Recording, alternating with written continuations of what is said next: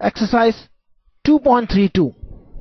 A cylindrical capacitor has two coaxial cylinders of length 15 cm and radii 1.5 cm and 1.4 cm. The outer cylinder is earthen and the inner cylinder is given a charge of 3.5 microcoulomb. Determine the capacitance of the system and potential of the inner cylinder. Outer को आपने जब earthen किया होता है तो आपके इस cylindrical capacitor की कैपेसिटी फाइंड करना बड़ा आसान होता है। इसका फॉर्मूला हमने डिस्कस किया है थ्योरी में, और उस फॉर्मूले के अकॉर्डिंग अगर लेंथ L है, रेडियस R1 और R2 है,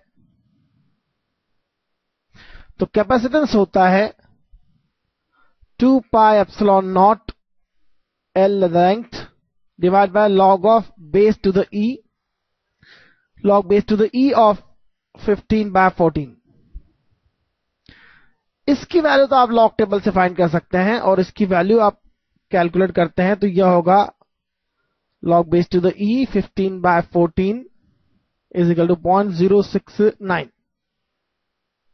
और सभी वैल्यू सब्स्टिट्यूट करने के बाद 2 into pi into 8.85 into 10 to the power minus 12 L, that is 15 centimeter, that is 15 into 10 to the power minus 2 divided by 0.069.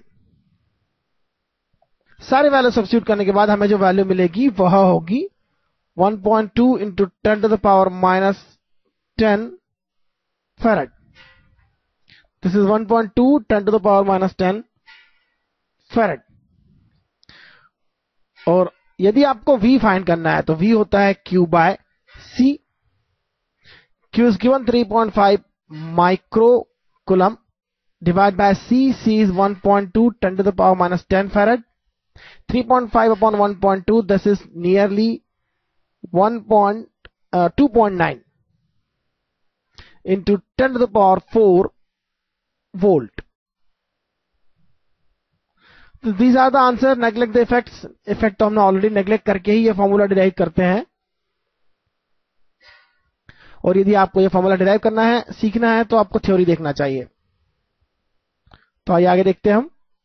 Basically NCERT की बुक्स में बड़ी ये अचरज है कि थ्योरी में यह सब कुछ नहीं समझाया गया है, और ऐसा क्वेश्चन पूछा जा रहा है तो उसको आपको डिराइव भी करना होगा। एक प्रकार से क्वेश्चन ना होकर वो आपके लिए एक डेरिवेशन है जो कि बुक में नहीं समझाया गया है, आपसे एक्सपेक्ट किया जा रहा है कि आप उसको डिराइव करें। तो ऐसी चीजें सीखना चाहिए, बेसिकली अच्छी बात है। तो आइए आगे देखते हैं हम।